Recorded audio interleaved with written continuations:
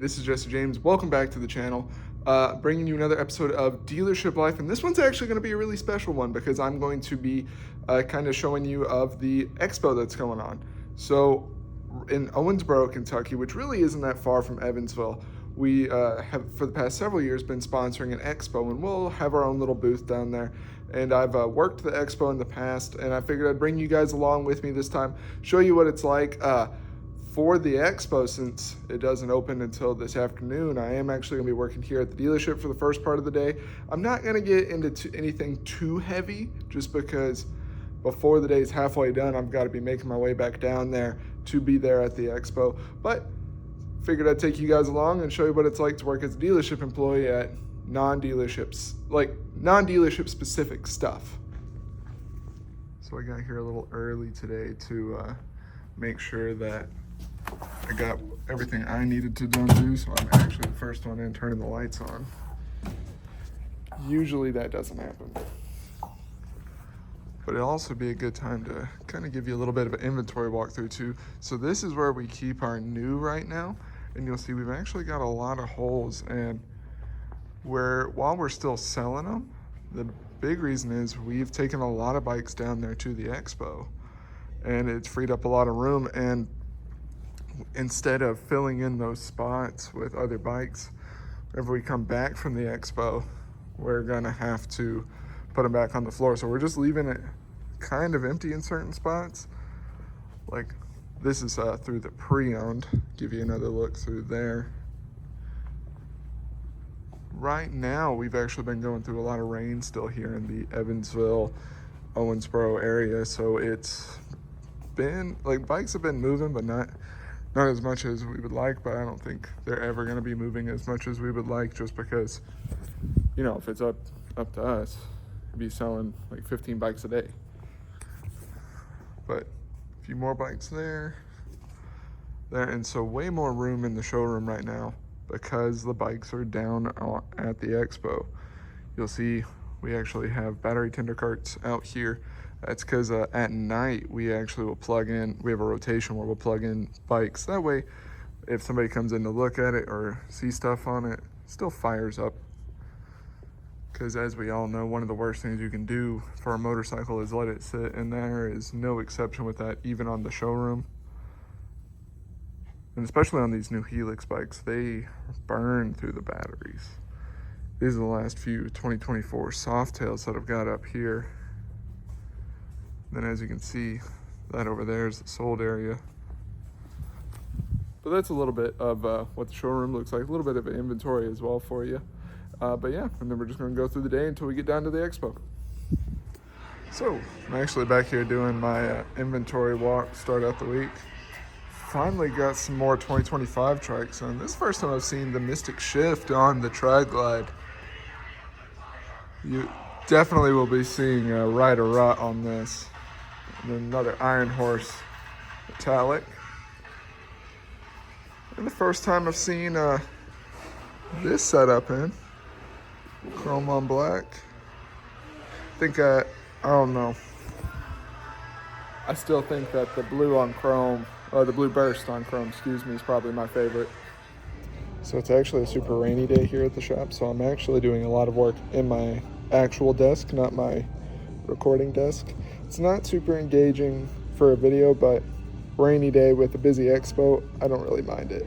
So absolutely nothing happened so I just did activities, set some appointments for some stuff later, but we're off to the expo. I am going down with plenty of goodies there. We've got battery tinderbox. Sorry, I ain't got the best of angle, but battery tinderbox, whole bunch of little promo stuff. The water bottle is actually mine. I'm not giving that away. But now we're just making our way down there. So one costume change and location change later, we are now down at the convention. Yeah, this is the Owensboro Convention Center. I actually live down here in Owensboro, and it's one of the things that I really like about the town is Owensboro is a smaller town, close enough to Evansville where I feel like it's an easy commute, but we've got cool stuff like, sorry about that. So over there we've got, it looks like Black Label Performances truck, and this is our massive convention center here. It's right on the riverfront. going in the back way now. That way we can get in, get set up for it, and kind of go from there. I'll show you guys some of the different vendors as we go, but like, cool thing is it's big enough that we actually bring places from all over the country to come check it out.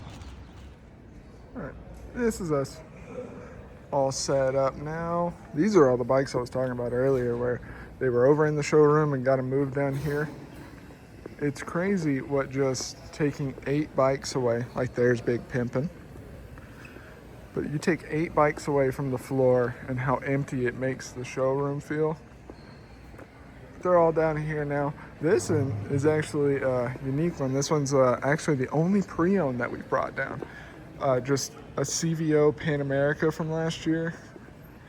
It's a very interesting story because I sold this whenever it was brand new, and the dude is one of those guys that I would call definitely a real rider.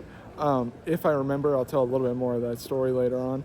But now the doors should be opening here in about 15 minutes, so we'll just see whatever last minute things pop up.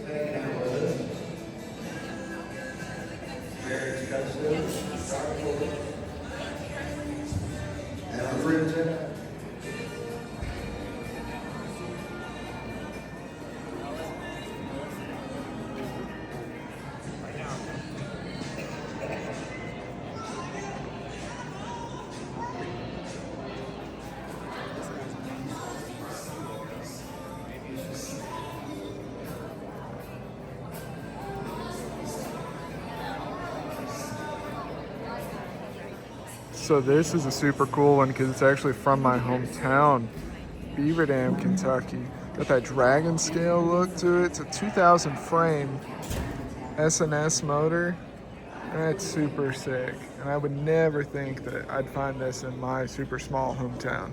I thought I was done showing stuff, but look, open primary here on this side, which I know isn't crazy, but for somebody that's working at an OEM shop, I don't get to see stuff like that all the time, so it's really cool to me.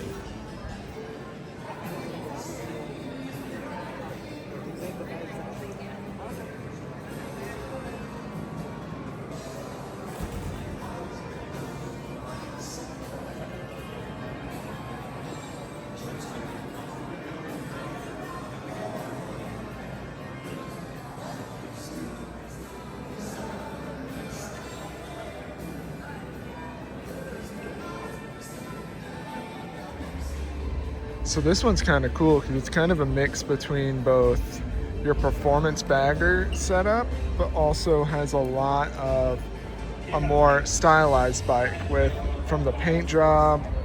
Like, oh my goodness, the more you look at the paint, the more detail you just see. Lots of Arlen-ness and thrashing parts across it. This is super cool.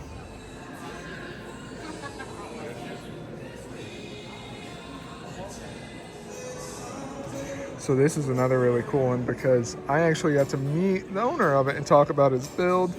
I should have recorded it, but I was so just caught in the moment. He actually knows one of my service guys, Wrecker, there at the store, and he and I chit-chatted a little bit about Wrecker. A year ago, this paint job was a completely different setup, and even though it is a built bike, he rides it. So it was built by a local shop, Pinup Baggers, that you see there. They're over in Newburgh. Paint job was from a different painter, one that he knew. As you can see across it, like, it's got some chips here and there. As I said, it is his daily rider. But the cool thing on it was, well, I guess less cool and more of just like a reality of it, is he actually ended up having to get the whole thing redone because he was out riding at Blessing of the Bikes here locally, and like some of the rainwater got down into his air compressor because it's got air ride, shot the bike up. It was on the center stand, so it fell over, and he had to repaint the whole thing and replace the air compressor. So it's a really cool thing to hear how the build came to be. So this is currently sitting out in the lobby. This is a bike that I sold whenever it was brand new before all the changes. This is Pinup Baggers. They bought it last year whenever the new style first came out. I was the salesperson that got to work with him on it. It's really cool to see just how far this bike's come. Like, this is at one point was a bike that I was just pushing around the showroom, and now it was not only an R&D bike for Pinup Baggers when they were learning how stuff was working with this style of motorcycle, but also is now being taken across the country and shown off. So that's really cool. And as like my career continues on, it's cool to see just like the journeys of where like some of the bikes that I've sold that were completely stock or close to stock and where they've ended up, even though some of them it has ended up being the ditch. So the coolest thing about the expo for me was actually looking back a year ago from where I was at to now. A year ago at the bike expo is actually when I stopped recording anything for social media due to management at the time. Fast forward a year, and not only am I allowed to do YouTube stuff now, but I'm also now just got into the partnership side of things, not including all the other changes that have been happening here at the shop. So it's cool to see how, even if right now the answer is no, you fast forward, you never know what's going to come around the corner, and never stop trying and believing in yourself. And that's going to do it for this one. Nothing really crazy happened. It was, frankly, a very slow start to the bike expo, but I had fun. For the most part, it was customers that I spoke with or had watched the channel coming up, doing some talking a little bit about bike, but nothing crazy. Checking out the custom bikes was a whole lot of fun. But yeah, that's gonna do it for this video. Thank you so much for watching. If you enjoyed this video, please consider a like. If you want to see more behind the scenes of what it's like working at a dealership and seeing like where my journey takes me working for a Harley Davidson dealership, give a subscribe, because that's what we do here. More than anything though, thank you for watching, and I'll catch you out there riding.